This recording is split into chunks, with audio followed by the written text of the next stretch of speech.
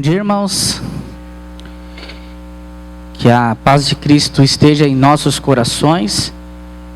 Meninos, o outro microfone sem fio, já vem? Porque eu não quero que ninguém durma hoje, então... Me dê só um minutinho aqui para eu me organizar, irmãos. Aí já começamos.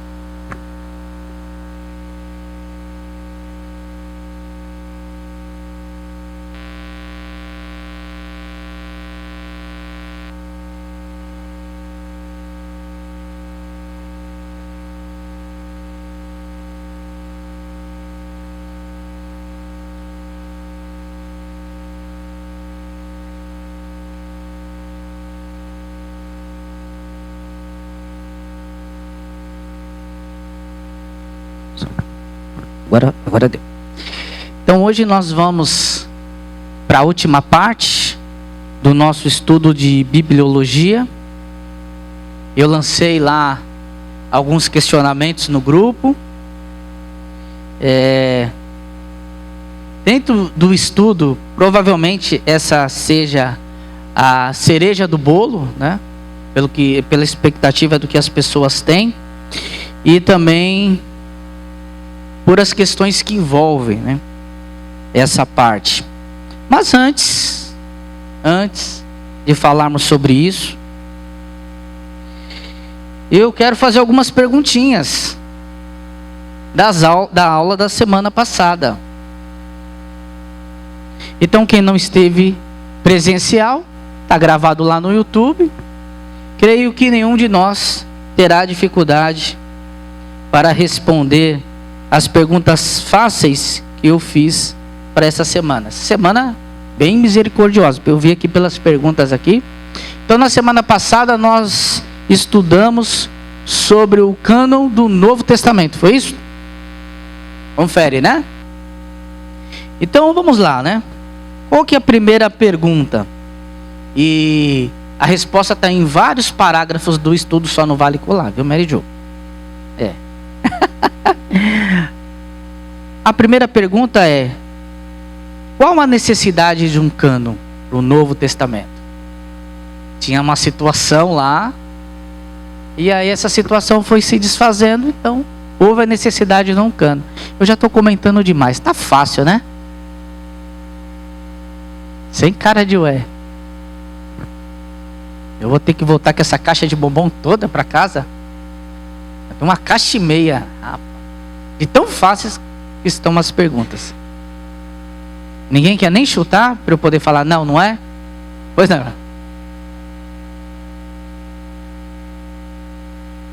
Uma salva de palma, não? Irmão, vocês não estão prestando atenção? Ela esperou, né, irmã? Educadamente, para ver se alguém respondia. E nada. Humildemente, né? Parabéns, irmã. Certíssimo. É isso mesmo. Então, o que aconteceu? Enquanto os apóstolos estavam vivos, eles tinham contato diretamente com aqueles que aprenderam do próprio Jesus. Foi passando o tempo, os apóstolos foram morrendo, aquele contato foi se acabando. A tradição oral, nós sabemos que ela é falha, né? Quando ele é passada de família para família é uma realidade. Quando é uma comunidade gigantesca, nós sabemos que viram um telefone sem fio. Então houve a necessidade de compilar aquilo que já estava escrito, reconhecendo como palavra de Deus. Vamos lá. Eu fiz um comentário sobre dois tipos de testemunhas que existiam ali no Novo Testamento: testemunha ocular e testemunha auricular. Eu ainda falei, preste atenção que eu vou perguntar semana que vem, e eu não quero que ninguém me responda que testemunha ocular é a que usa óculos e a outra é a que não usa óculos, que não é isso. Então eu deixei bem claro e depois expliquei. São duas palavras e a resposta pode ser em mais duas palavras: ocular e auricular. São duas palavras que respondem. Testemunha e a outra? Isso. Testemunha ocular é testemunha direta. aqueles que tiveram contato com Jesus. E a auricular é a que teve contato com os apóstolos, ou seja, discípulos dos discípulos, uma outra geração.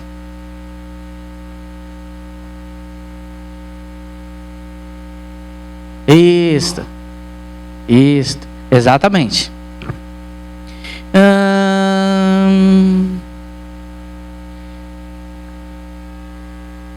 Eu fiz uma pergunta aqui, mas eu estou vendo que eu acabei de responder a outra pergunta que eu fiz. Estou falando demais. Estou acabando respondendo as perguntas que... tá vendo? É o mal que nós temos, né? Você vai querer explicar o porquê. Aí na explicação eu já matei a outra pergunta. Não posso nem... Não dá. Quem sabe, né? Então vamos lá. Falando sobre o cânon, então, do Novo Testamento, houve alguns critérios para a canonização.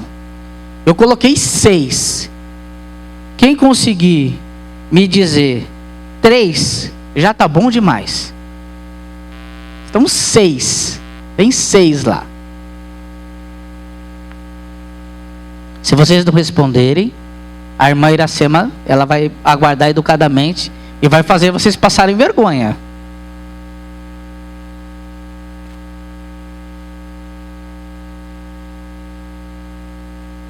Boa. Continua. Boa. Não, é difícil mesmo. Valeu. Parabéns. Não, uma salva de palmas. Não, valeu. Essa não era tão fácil. Eu ia até perguntar o que significava, mas tá difícil, né? Tá difícil hoje, os irmãos estão cochilando um pouquinho. Eu vou fazer uma pergunta aqui que eu tô vendo que não é fácil pelo do jeito que tá hoje aqui. A pergunta que eu faço é assim: nós estudamos e depois nós vimos que houve algumas composições de cânon. Alguém lembra quem foi que constituiu o cânon, pela primeira vez o cânon da maneira que nós temos hoje? Está lá na primeira linha sobre o tema. Então, houve discussões sobre o cânon.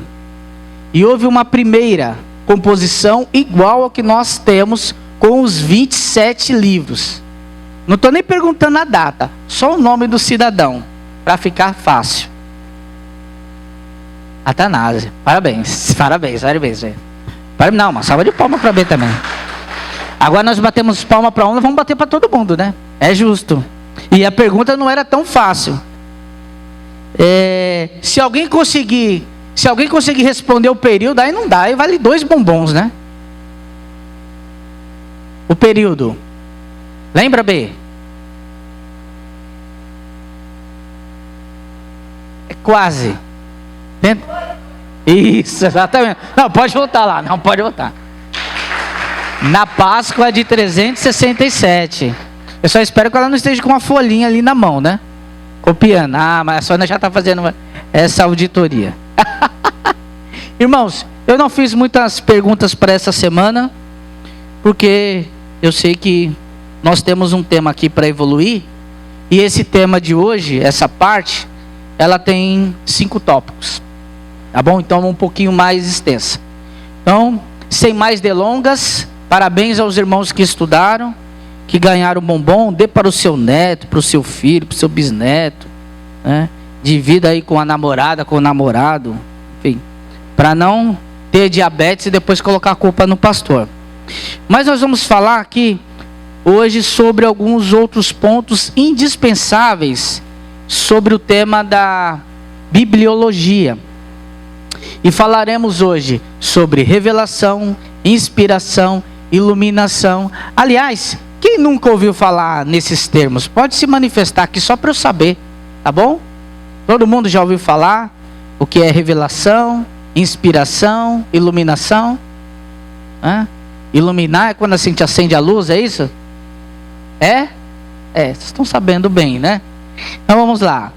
Então nós vamos pensar sobre esses termos teológicos, então, revelação, inspiração, iluminação, além de outros assuntos, como por exemplo, a inerrância bíblica e a autoridade das escrituras sagradas. E a primeira coisa que nós vamos refletir aqui é o que é revelação. E revelar é nada mais que descortinar. Tem algo aqui, não tem cortina, né? Que pena. Mas tem algo escondido ali atrás da cortina. Quando você tira a cortina, você mostra, você revela. Você conta aquilo que ninguém sabia. E a revelação de Deus é o ato pessoal de Deus de mostrar para nós a sua graça, o seu amor, a sua misericórdia, para que o homem tivesse a sua comunhão restabelecida com o Criador para a sua própria glória. Então isso é revelação.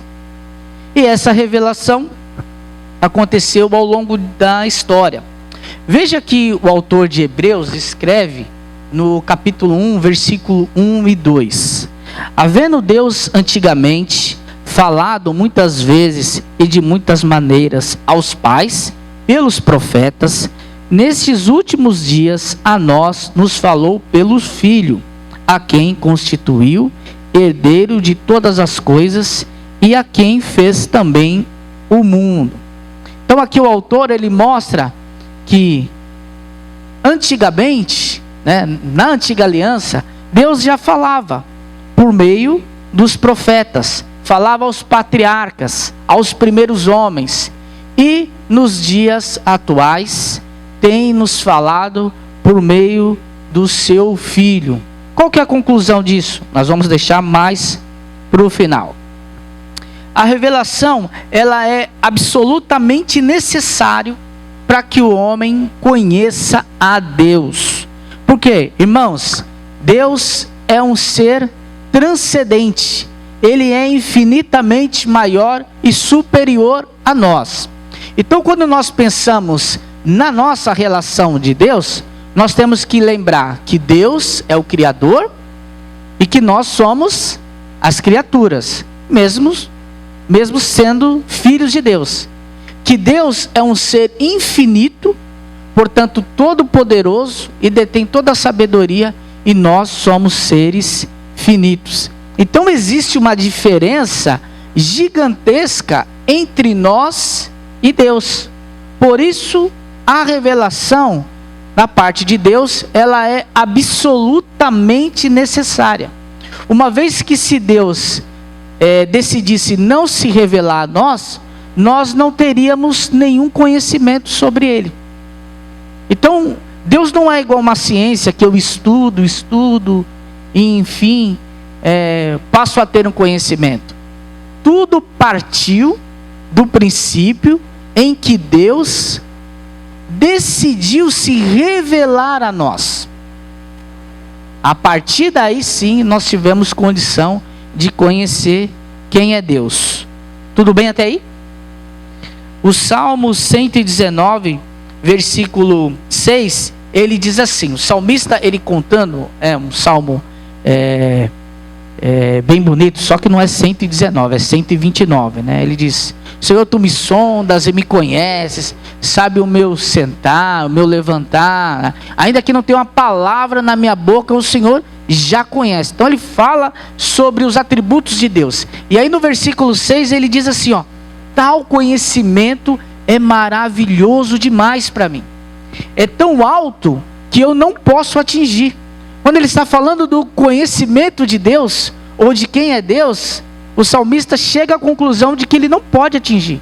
Ele não pode conhecer Deus plenamente. Então, o que nós conhecemos sobre Deus? Aquilo que Ele decidiu se revelar a nós. Conhecemos Deus plenamente? Não. Tá bom? Então, assim, a revelação ela é dividida em algumas partes. Existem controvérsias, tá bom? Alguns vão dividir em duas partes. Eu coloquei aqui 3, mas tem alguns que defendem que é 4, é 5, mas no final das contas vai cair nos mesmos argumentos, tá? Não vai mudar em nada.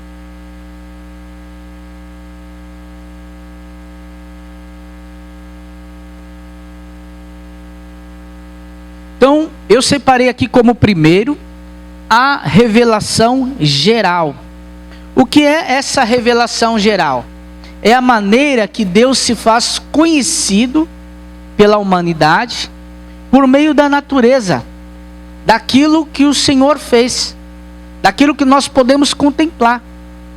A chuva que cai do céu, né? O friozinho no final da tarde, quando tem, né? Porque nós estamos no verão.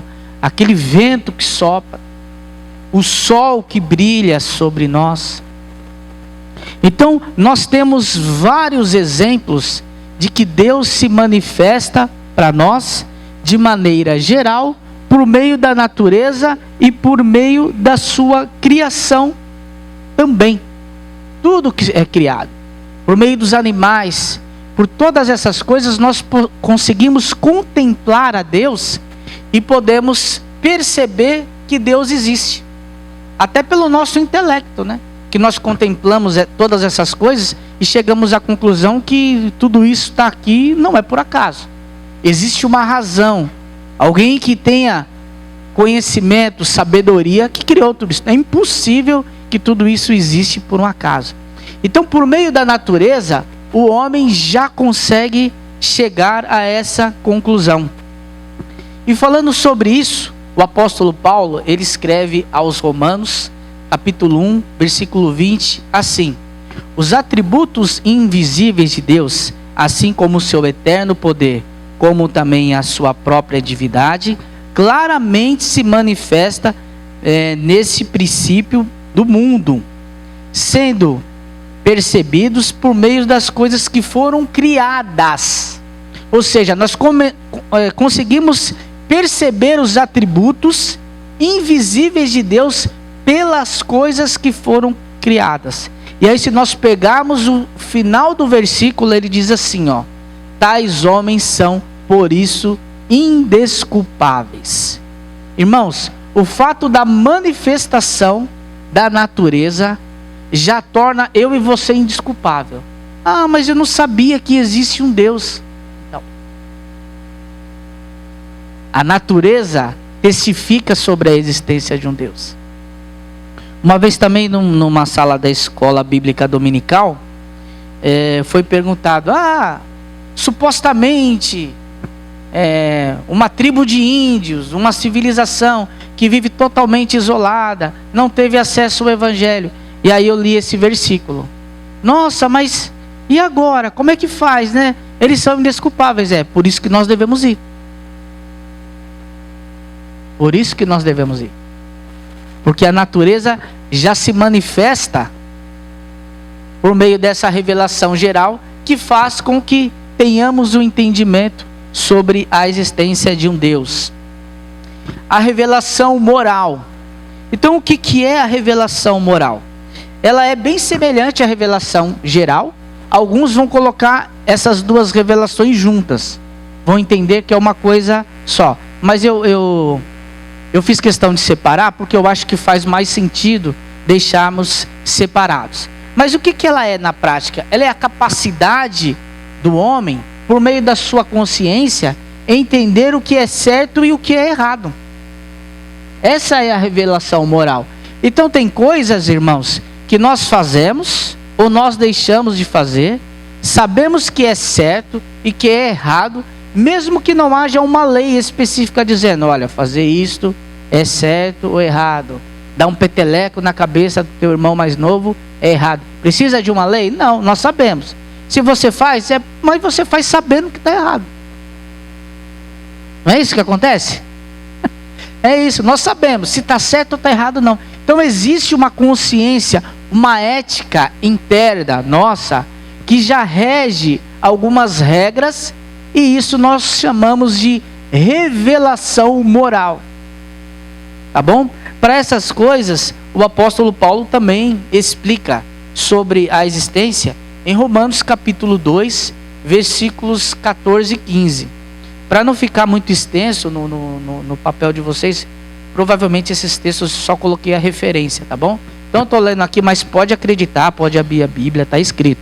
E aí ele escreve assim, ó, versículo 14: de fato, quanto aos gentios que não têm a lei, tomando-se a lei para si mesmo, embora não possuam a lei, pois mostram que as exigências da lei estão gravadas em seus corações. Então percebe o que o texto diz? Que mesmo que eu não saiba da existência da lei, existem princípios que já estão gravados em nossos corações, e por meio desses princípios eu já consigo identificar o que é certo e errado. Nossa, pastor, que maravilha, né? Então nós temos já a revelação geral e a revelação moral. Como Deus é maravilhoso, sim, mas existe um problema. A revelação geral e a revelação moral, elas não são suficientes para a salvação do homem, porque elas não contemplam um plano de salvação. Perceberam isso? É a mesma coisa do exemplo do índio, né, de uma civilização afastada. Precisa alguém ir lá e anunciar o evangelho. Se essa revelação fosse suficiente, maravilha. Todos, independentes da situação, estariam em pé de igualdade para entender quem é Deus. Mas não é essa a realidade. E por isso existe o que está aqui no tópico 1.3, a revelação especial. O que é essa revelação especial? A Bíblia é a revelação especial de Deus.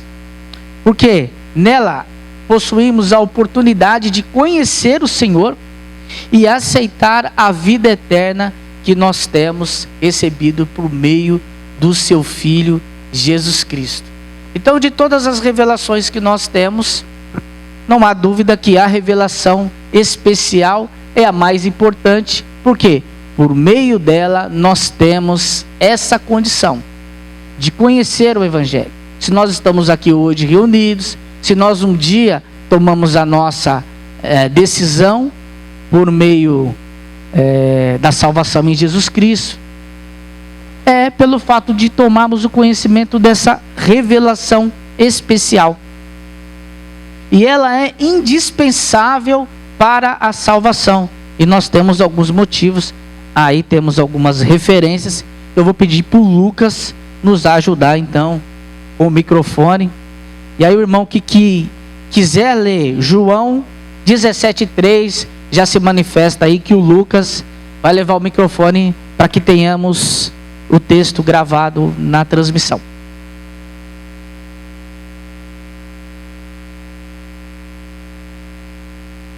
João 17:3.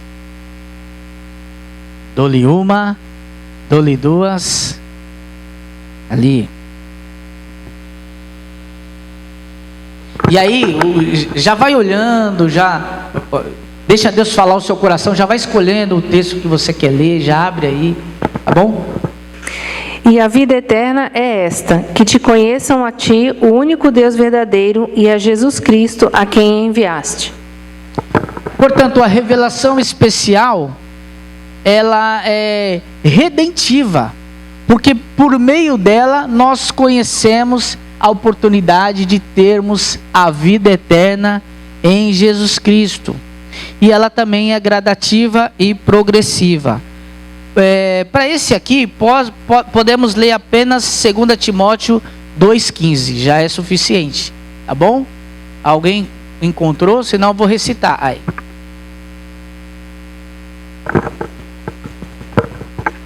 Procura apresentar-te a Deus aprovado, como obreiro que não tem de que se envergonhar, que maneja bem a palavra da verdade. Procura apresentar-te aprovado para Deus. A revelação de Deus é gradativa e progressiva. Nós vamos conhecendo mais de Deus a partir do momento em que estudamos e que ficamos preparados para conhecer aquilo que Ele revelou a nós. Então já sei que a irmã já vai ler o próximo texto sobre a revelação do próprio Deus. Ezequiel 39:7. farei conhecido o meu santo nome no meio do meu povo de Israel, e nunca mais deixarei profanar o meu santo nome. E as nações saberão que eu sou o Senhor, o Santo em Israel. As nações verão que eu sou o Senhor, o Santo de Israel. Portanto, a revelação, ela é do próprio Deus. Ela é sobre o próprio Deus. Depois nós vamos entrar mais no detalhe das controvérsias que existem nisso, de revelações que não tem nada a ver com Deus. Mas tudo bem, nós vamos chegar lá. Ela é cristocêntrica. Quem quer ler Lucas 24, 27? E começando por Moisés, discorrendo por todos os profetas, expunha-lhes o que a seu respeito constava em todas as Escrituras. Escriturística, Hebreus, eu já li esse texto, né?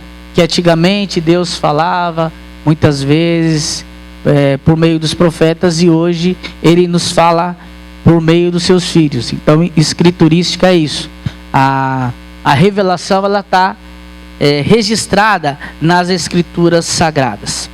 E assim nós podemos entender sobre a revelação geral, que ela é uma revelação geral não, desculpa irmãos, revelação especial, que ela é uma revelação indispensável, e tudo que nós conhecemos do Senhor, nós conhecemos por meio dessa revelação. Eu digo em questão de salvação, tá bom? Qual que é o próximo ponto? É o que a teologia chama... Pois não.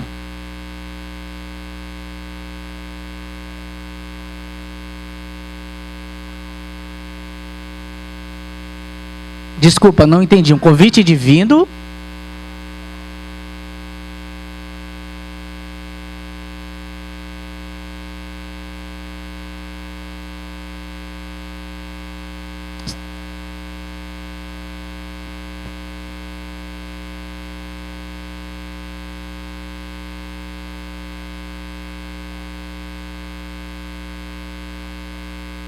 Certo.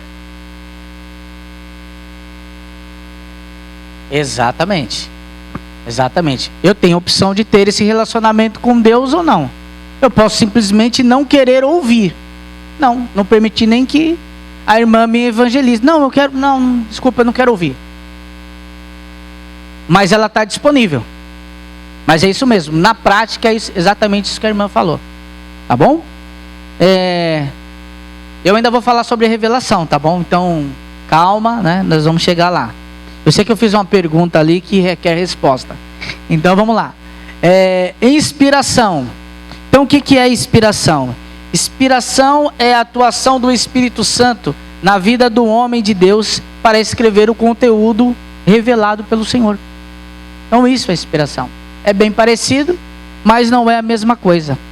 Em 2 Timóteo 3, 16 e 17, está escrito que toda a Escritura é divinamente inspirada e proveitosa para ensinar, para repreender, para corrigir, para instruir em justiça, para que o homem de Deus seja perfeito e perfeitamente preparado para toda boa obra. Então, irmãos, isto é a inspiração. É a atuação do Espírito Santo na vida do homem, movendo para que ele escreva e deixe registrado aquilo que foi revelado por Deus. Quando pensamos sobre inspiração, nós entendemos que existem várias teorias relacionadas à inspiração. Eu separei aqui apenas 4, que são as mais, digamos assim, conhecidas. Eu acho que dá para entendermos melhor aqui essa questão, tá bom? Então nós temos a inspiração verbal, né? Essa teoria dá conta que Deus inspirou os homens para escreverem as Escrituras Sagradas, ditando palavra por palavra, exatamente aquilo que Ele queria que fosse dito. Existe a inspiração parcial, que aí tem um entendimento que parte das coisas que estão nas Escrituras Sagradas é inspirada por Deus e parte não é inspirada por Deus. São aqueles que defendem que a Bíblia não é a palavra de Deus, a Bíblia contém a palavra de Deus. Eu nem preciso falar que isso aqui está errado, né? Tá claro, né? Tá bom? Isso aqui está errado. Só estou contando sobre as principais teorias. E existe a teoria da inspiração dinâmica. Aquela que, embora Deus tenha inspirado o homem manteve uma liberdade para escrever aquilo da maneira que ele quis. Então o homem recebeu a revelação de Deus e ele escreveu do jeito que ele quis. Não, eu acho melhor escrever não daquele jeito que Deus mandou, acho melhor escrever assim para os irmãos não ficarem chateados. Eu já estou dando uma dica aí de que não é bem assim, tá bom? E existe a inspiração plenária, na qual toda a Escritura é inspirada por Deus, sem contudo, todavia, porém, alienar o homem, ao ponto de que o homem não tenha condição de colocar nas Escrituras as suas características, a sua profissão, o seu conhecimento, a sua realidade na sociedade, né? Então, esses defendem que a Bíblia foi escrita, ela foi inspirada por Deus, mas o homem manteve as suas características, o seu conhecimento da língua, enfim, ele manteve essa sua personalidade. Dentre essas posições, se tivermos que escolher apenas uma, a mais coerente é a inspiração plenária, tá bom? Exatamente pelo ato dela defender que foi Deus que inspirou, mas o homem ele teve uma liberdade mesmo que limitada, porque nós temos que reconhecer que essa liberdade do homem foi limitada. Então, não permitiu com que ele cometesse erros, mas com que ele usasse as suas características. E isso nos faz com que tenhamos algumas dúvidas e algumas discussões ainda hoje. Apesar de ser determinado ou considerado o autor do livro de Hebreus como anônimo, alguns vão defender que foi Paulo que escreveu, outros vão defender que foram outros autores, por conta da maneira que foi escrita, das características daquela carta, da maneira que foi utilizado para escrever. Tá bom? Então existem essas questões. Entendemos que a mais próxima da realidade, se podemos usar uma teoria dessa completa, a que melhor se enquadra é a plenária, tá? E como que nós vemos isso também na palavra de Deus? Aí eu vou precisar dos irmãos mais uma vez. Eu vou precisar que alguém abra Mateus capítulo 5, 4 e outro Atos dos Apóstolos 3, 22.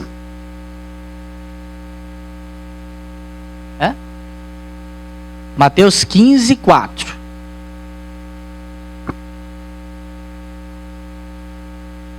Vai ler, dona Sônia?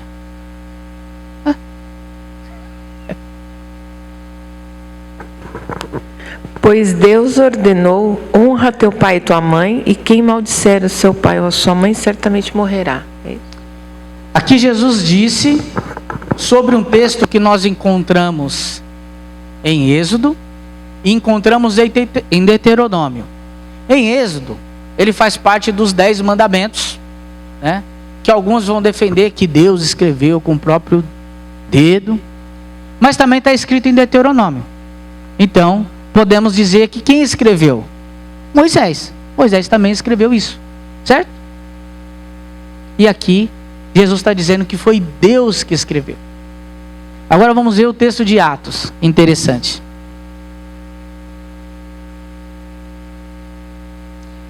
Atos 3, 22. Disse na verdade Moisés: o Senhor Deus vos suscitará dentre vós, irmãos, um profeta semelhante a mim, e a ele ouvireis em tudo quanto vos disser. Eu vou ler de novo. Disse na verdade Moisés: o Senhor Deus vos suscitará dentre vossos irmãos um profeta semelhante a mim. A ele ouvireis em tudo quanto vos disser. Também está em Deuteronômio. E aqui não foi atribuído a autoria a Deus, e sim a Moisés.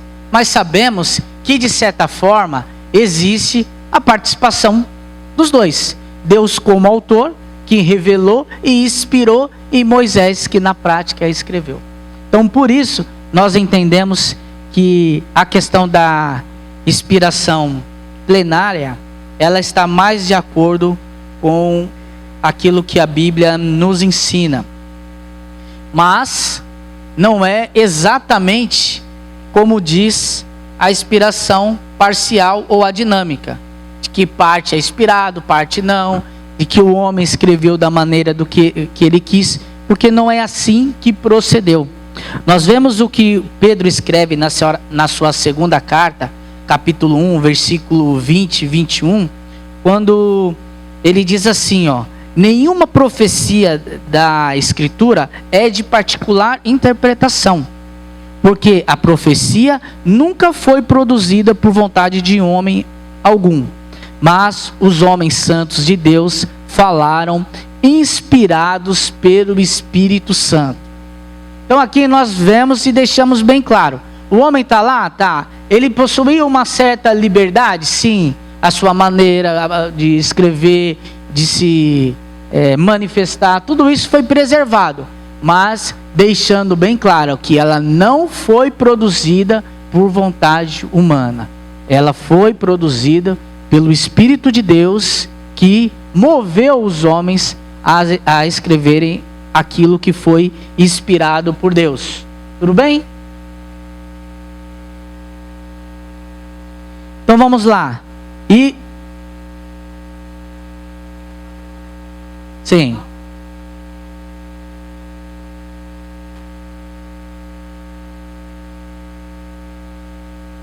Sete 12 ele diz que eu mesmo digo, não, Senhor, exatamente.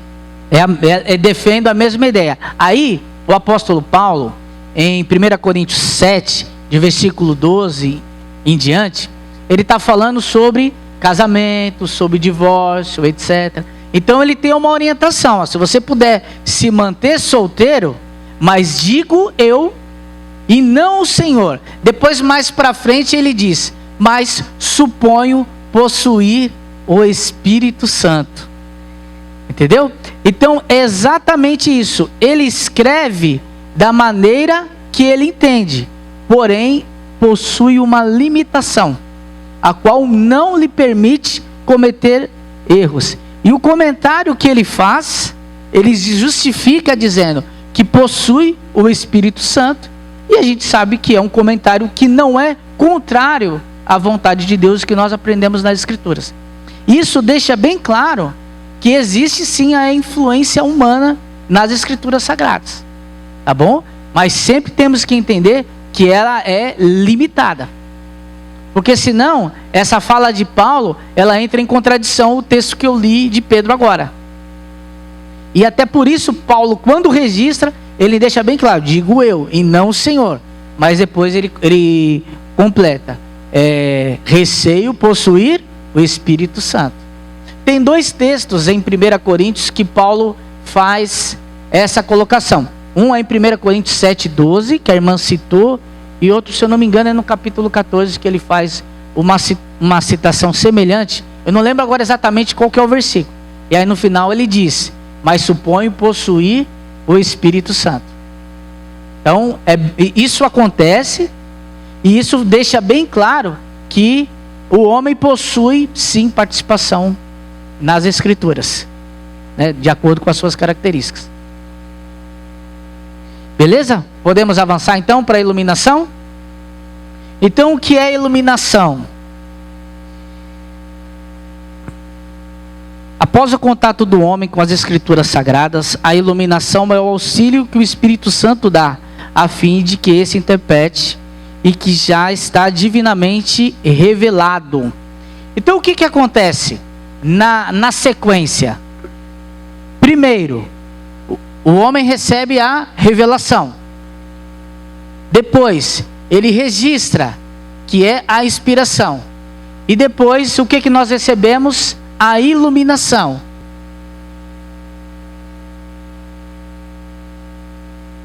Também. Então, por exemplo, o pastor Elias... Pois não.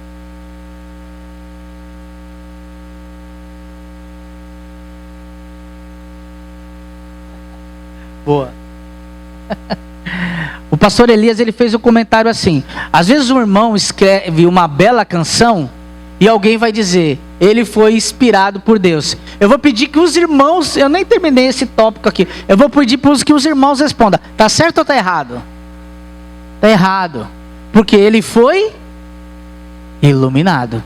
É isso mesmo. Então, irmãos, o pastor Elias hoje ele vai celebrar a ceia do Senhor. Me permita usar seu nome, tá bom? Isso. E vai trazer a mensagem. Então, se eu estiver dirigindo o culto e eu quiser orar pela vida do pastor Elias, eu não posso dizer, Senhor, que o Senhor inspire o pastor Elias. Não, que ilumine, tá bom? Eu vou ficar chateado, vou brigar com o irmão fizer isso. Não, são apenas termos teológicos. Mas é importante nós termos o conhecimento, tá bom? Que existe essa diferença.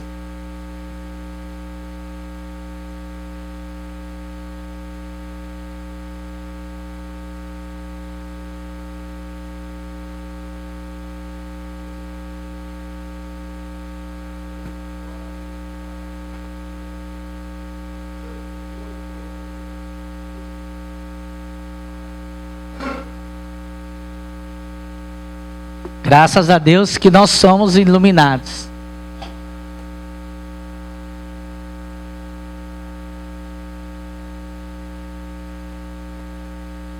Sim. Exatamente. Aí nessa questão ainda tem outras questões ainda. Tem outras questões. É um detalhe. Então vamos lá. Iluminação, então, irmãos, é isso. É a capacidade que nós recebemos do Espírito Santo para entender aquilo que está escrito nas Escrituras Sagradas. Em João, capítulo 16, versículos 13 e 14, diz assim, quando vier, porém, o Espírito da verdade, ele vos guiará em toda a verdade, porque não falará de si mesmo, mas dirá o que ouviu e anunciar as coisas vindouras. Então, é o Espírito Santo quem nos capacita para todas essas coisas. Irmãos, queremos estudar a Bíblia? Queremos. Precisamos então primeiro orar, para pedirmos ajuda do Espírito Santo. Então, eu coloquei aqui um resumo prático, para nunca mais nós esquecermos o que significa cada um dos termos. Olha aqui que legal. Então, revelação é a manifestação de Deus aos homens. Está bem resumido, tá? Não é uma definição teológica, só para nós não esquecermos. Inspiração é o mover de Deus para escrever o que foi revelado. E iluminação é a capacidade dada pelo Espírito Santo para interpretar. Agora não tem como nós esquecermos. Entretanto, todavia, porém, precisamos entender que essa capacidade do Espírito Santo não significa que não devemos estudar, não, porque agora eu fui capacitado pelo Espírito Santo, nunca mais eu vou ler a Bíblia. Não é isso. A ideia não é essa. Tanto é que em João capítulo 14, versículo 26, ainda falando sobre o Espírito Santo que viria, Jesus diz assim para os seus discípulos: mas aquele Consolador, o Espírito Santo, que o Pai enviará em meu nome, vos ensinará todas as coisas e vos fará lembrar tudo quanto vos tenho dito. O que Jesus disse para os seus discípulos sobre o Espírito Santo? Ele vai vir o outro Consolador, ele vai os ensinar e vai te fazer lembrar daquilo que eu tenho dito a você. Jesus está conosco hoje para dizer para nós? Fisicamente, não. Então, como que nós podemos aplicar esse texto para a nossa vida?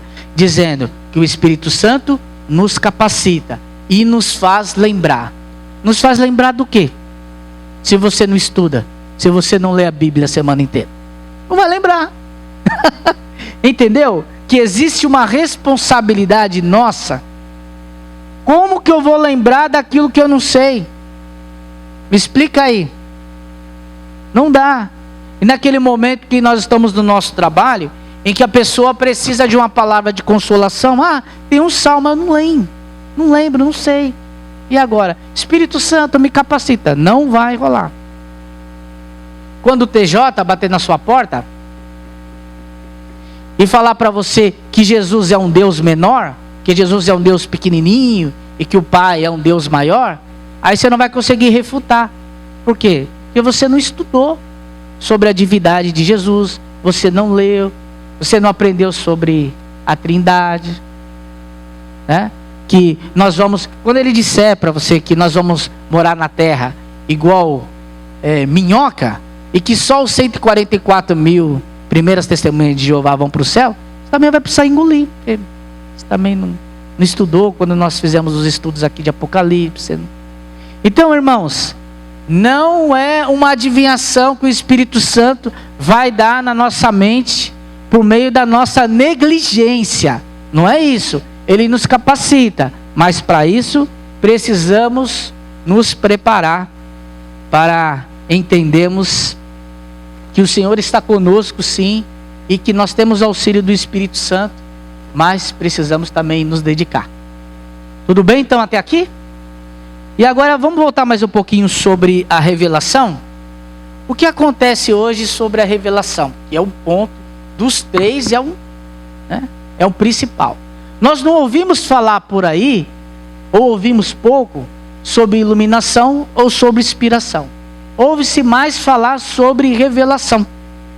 E por que isso acontece? Porque nós encontramos isso em várias religiões.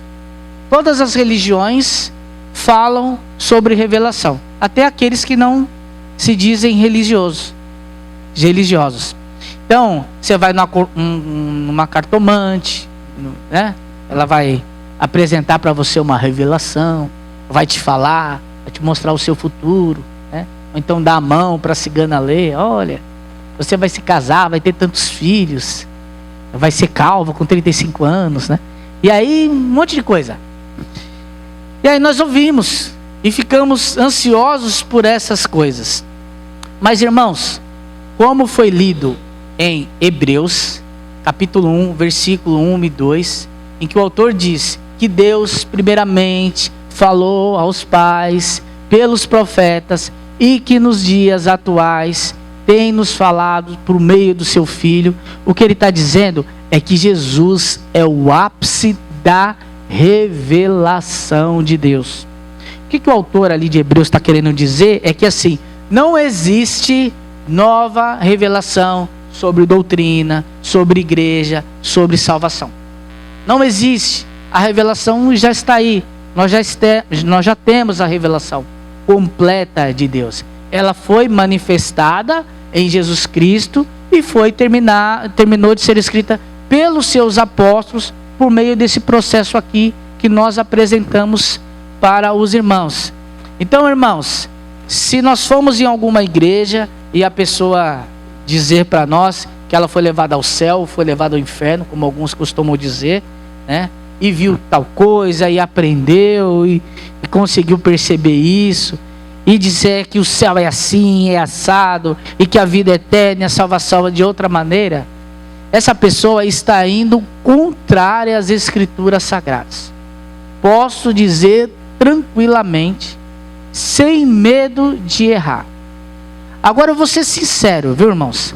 As pessoas não vão nesses tipos de igreja para querer saber como que é o céu e o inferno, não. Ninguém quer saber disso. As pessoas vão nesses tipos de igreja para saber sobre si. Então esse tipo de revelação ele acabou mudando para uma revelação individual. Por quê? Nós somos assim, irmãos. Todos nós queremos nos sentir especiais para Deus. Poxa, né? Se eu sei que Deus vai ter uma revelação exatamente para mim, focada para mim, assim diz o Senhor, irmão Alexandre, a partir de hoje essa frieira, né? Nem sei, será vencida. Então assim, Nossa, a nossa alegria, a nossa felicidade é muito grande, porque a gente se sente contemplado. É um Deus que está olhando para mim. Então, às vezes eu recebo convites, infelizmente, dizendo assim: vai lá na minha igreja, porque o pastor vai revelar. Vai lá na minha igreja, porque ele vai dizer: você tem um papel aí para você assinar, hein, irmão? Cuidado, viu? Esse papel para assinar, não lê o papel não, assina que vai ver. Então nós vemos muitas revelações individuais, nesse sentido, em que as pessoas ficam focadas, e as pessoas ficam emocionadas com isso, exatamente por essa necessidade que nós temos de ser importantes, de sermos vistos por Deus, sermos entendidos com pessoas especiais. Eu fui lá e Deus falou exatamente comigo, não falou com o resto da igreja, né? O resto não pode, mas falou comigo, ou falou com 5 ou com 6 irmãos. Que coisa triste, que Deus ruim, né? Então, infelizmente é isso que acontece. E também nós encontramos, infelizmente hoje, as revelações genéricas. Entendeu? É a mesma coisa que você querer em signo, em horóscopo. Revelação genérica é isso. Cuidado na hora de viajar, né? Olha, eu estou vendo aqui tantas pessoas que estão tristes, tantas pessoas que estão com problema no casamento. Mas só solteiro não está com problema no casamento. Você quer coisa mais... Por favor, né, irmãos? Vai morrer uma pessoa importante, morre tanta, aí você... E aí o que acontece? A pessoa, ela acaba se apegando nisso, e acontece uma coisa que não tem nada a ver, mas fala: olha, tá vendo? Bem que ele profetizou. E aí as pessoas acreditam nisso, e vivem amarradas nessa realidade que não tem nada a ver com o evangelho. E sabe o que é o pior de tudo?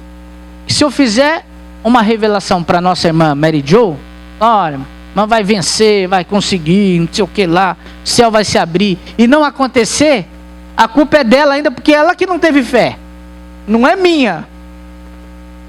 Então, meu filho, segura a bênção, porque ela tem que acontecer, porque se ela não acontecer, a culpa ainda é sua. Toma, dorme com esse barulho. Então é isso, irmãos, que nós vemos. A revelação, ela já está completa. É o que nós lemos aqui nas Escrituras Sagradas. Agora sim, na prática, irmãos, qual que é o problema disso?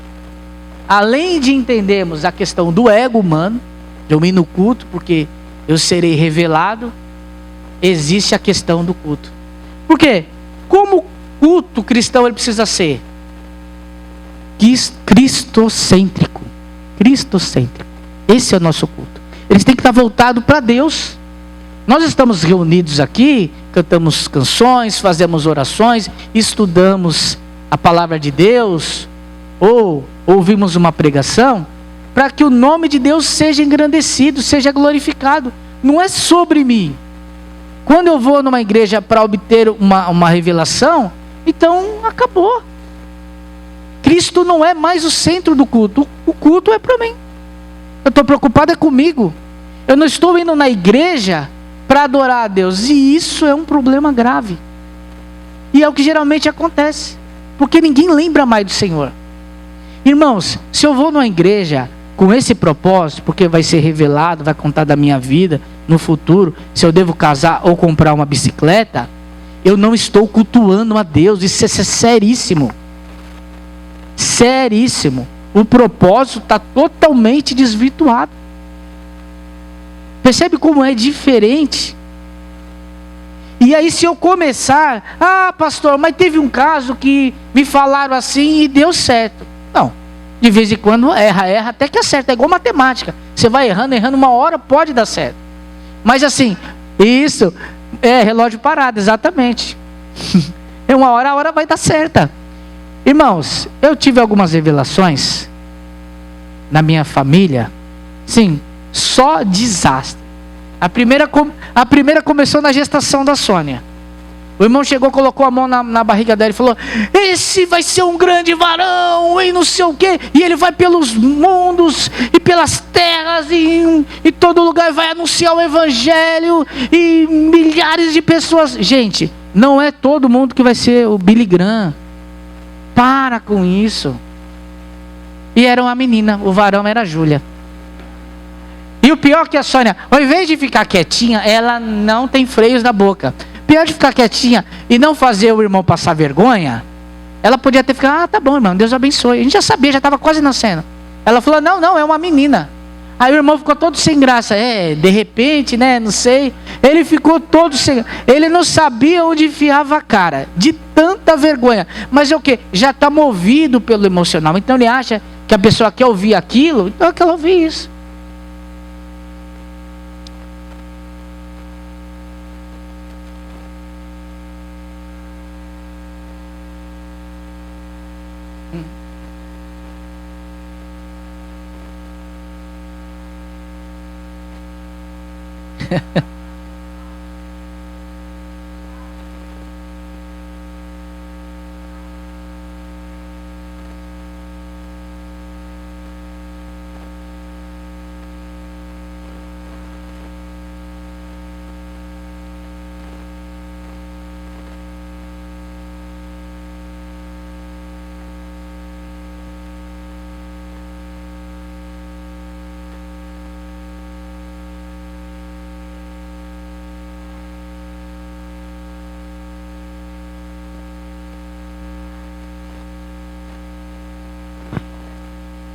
Irmã, eu acho que nós já temos cara de batista.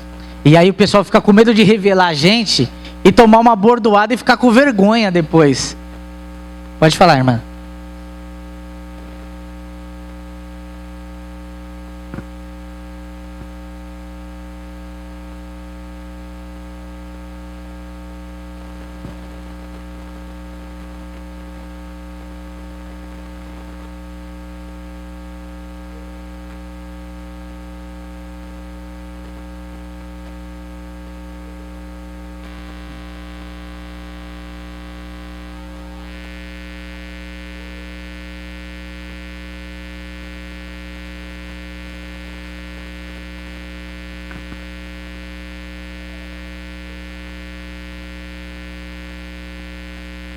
Leva um microfone para ela.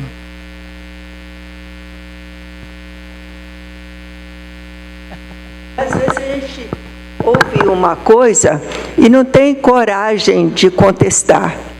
Aqui na igreja houve um problema no passado que foi muito triste, me magoou muito, e eu fiquei com receio de ver determinadas pessoas. E isso aconteceu no mês de setembro. No mês de novembro ia ter um retiro de casais e nós tínhamos que ir nesse retiro.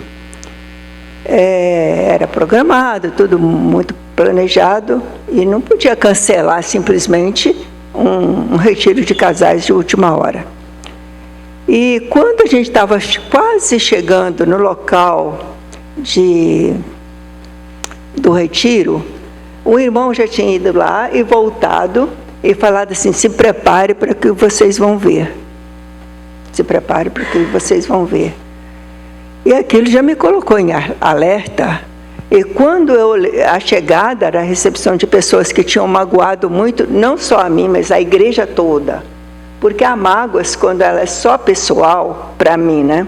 Se ela é só pessoal para mim, é uma coisa. Agora, se magoa a igreja toda, se o irmão fizer alguma coisa que prejudica o trabalho do Senhor, me machuca de uma tal maneira, eu posso nunca falar, mas fico muito machucada quando eu vejo a obra do Senhor prejudicada.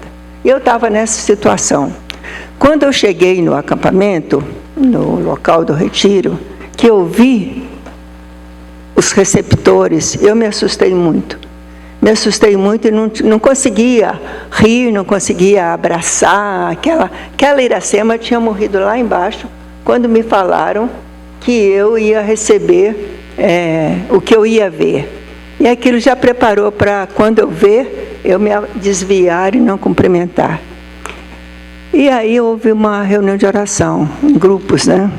Um irmão que nem era da nossa igreja, mas que talvez soubesse tudo que estava acontecendo, ele disse assim: irmãos, eu tive uma revelação que a irmã Iracema está ameaçada de morte.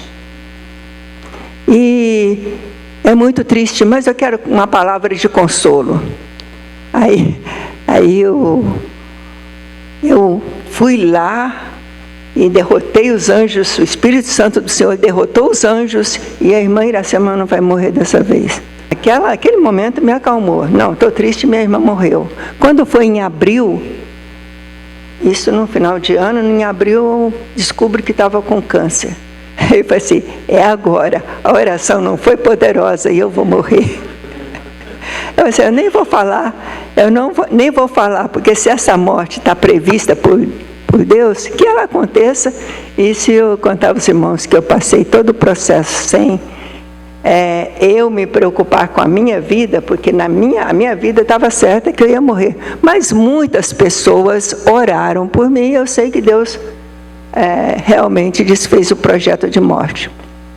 Aí, novamente, a Iracema parece que é muito tonta, não aprende certas coisas. Eu estou lá com a minha recuperação e tal, já tinha passado por cirurgia. Vai uma irmã dessas, que me conhecia, o Elias não estava em casa não, estavam as minhas irmãs. Aí faz uma oração, irmãos, daquele tipo de oração, de botar a mão na cabeça e vai orando por cada parte do corpo, e foi orando até os pés. E o marido dela de joelhos, tá? O marido dela de joelhos, orando. Quando ela foi embora, minha irmã falou assim, Iracema, mas você deixa fazer uma coisa dessa com você? Eu falei assim, ela crê assim, deixa de viver. Eu não contestei a irmã. Só que, olha só o perigo. Só que ela acreditou que aquela oração fosse a única que estava se levando a Deus. Aí me levou na igreja, vou falar o nome da igreja porque isso acontece todo dia, a igreja do Valdomiro. Aí chegou lá, estou assistindo a oração e tal, vi a fila de pessoas manifestando a cura e tal, e vai lá no altar, e o pastor faz aquele show todo de pessoas que foram curadas, e a irmã, ela, vai lá. Eu falei assim, não, mas eu não sei qual foi a oração. A irmã orou por mim. Deus, com certeza, ouviu. Mas muitos outros, porque tinha gente, até espírita, que achava a minha vida valiosa e levavam lá nos altares para ser queimadas ao mal e tudo mais. E eu fui deixando. Isso aí balança a fé. Comigo não balançou porque a minha experiência com Cristo, essa experiência que o irmão está falando, já era superada. Minha vida está nas mãos de Deus. Mas para quem tem dúvidas, isso balança muito. E pode até morrer mesmo, né? Porque de repente o anjo lá descuida e a gente morre.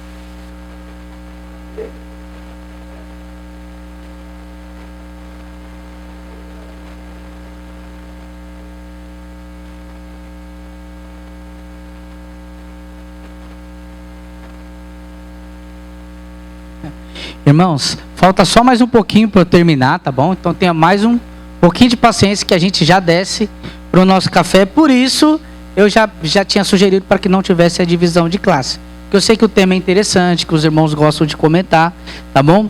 Então, assim, um outro ponto importante, além disso, só vou dizer mais uma coisa, tá bom?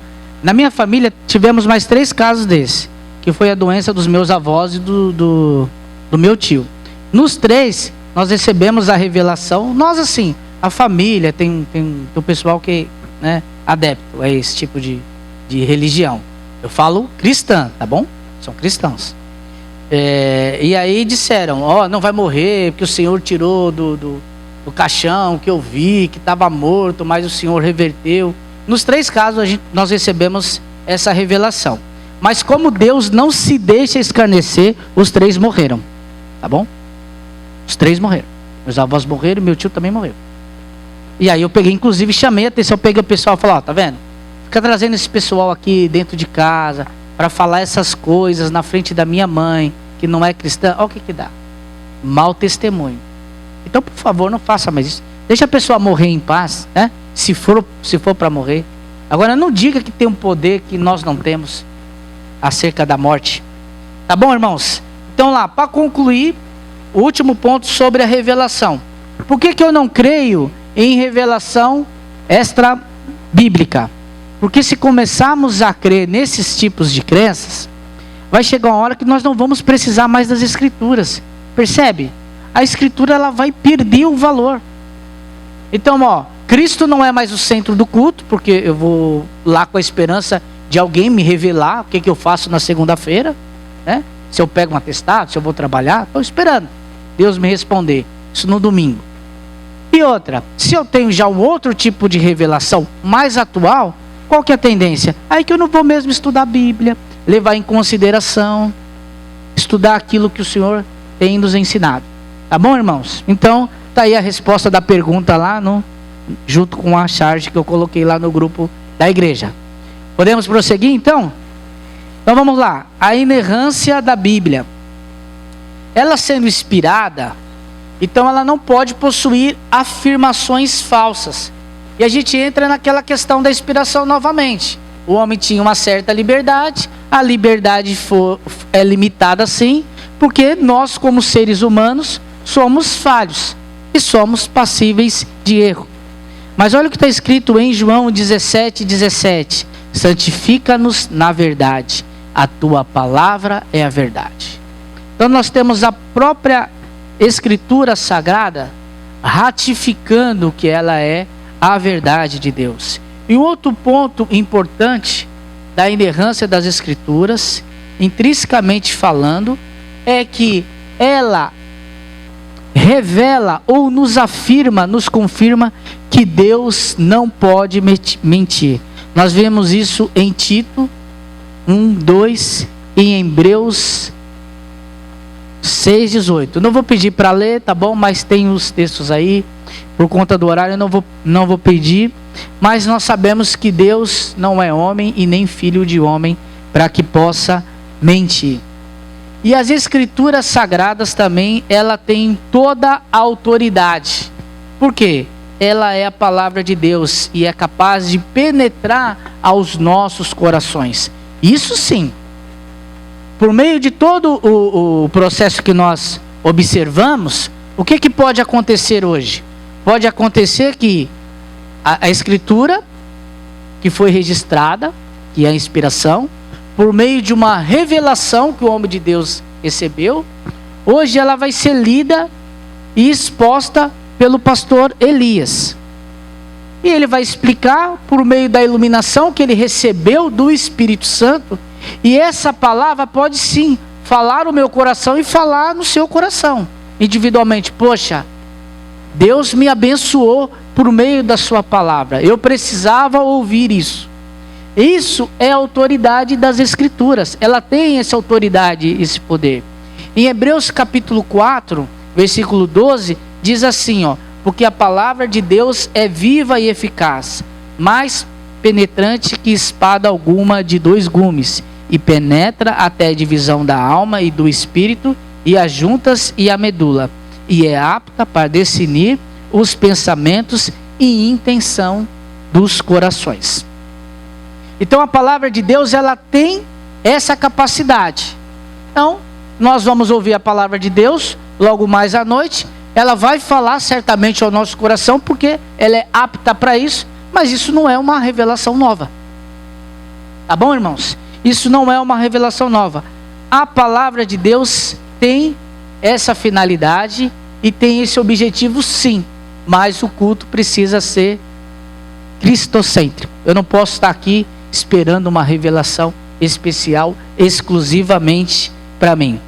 Por fim, temos a convicção de que a revelação de Deus, cujo ápice é o Senhor Jesus Cristo, foi suficiente para preservada nas Escrituras Sagradas, sendo produzida por homens dirigidas pelo Espírito Santo. A razão pela qual nós podemos entender que a mensagem divina nós já temos conosco.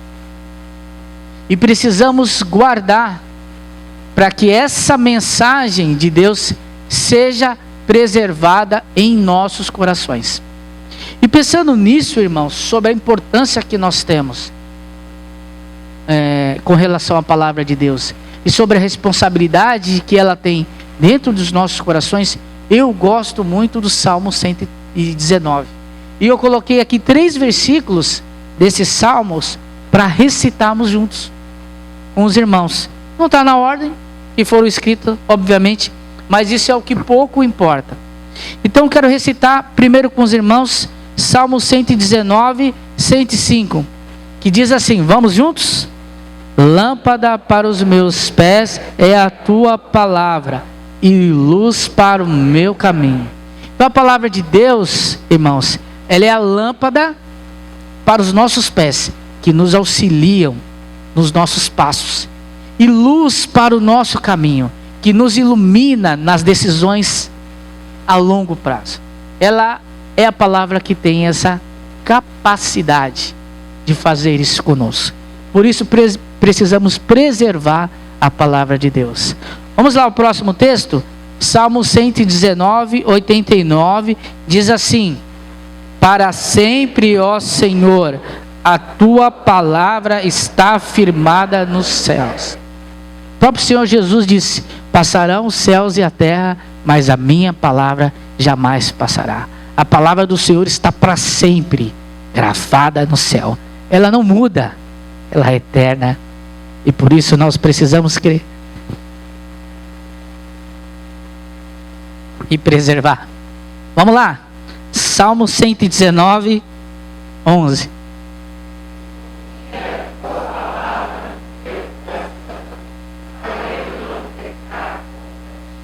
É isso, irmãos. Precisamos esconder essa palavra no nosso coração, porque essa palavra escondida em nosso coração vai nos preservar e nos manter limpos e longe do pecado, de todas essas ideologias que têm destruído o cristianismo.